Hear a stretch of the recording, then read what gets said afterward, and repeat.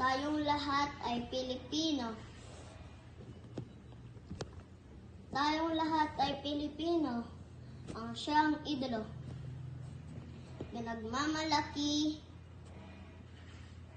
sa buong mundo, sa isip, gawa at sa salita.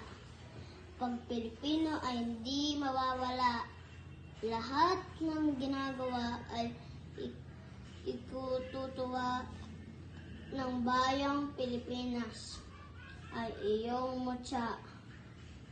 Lisa ang lahing ating pinagmulan, kaya't marapat na magulungan sa timog silangan, maging sa kanluran. Lahing Pilipino ay ikarakal.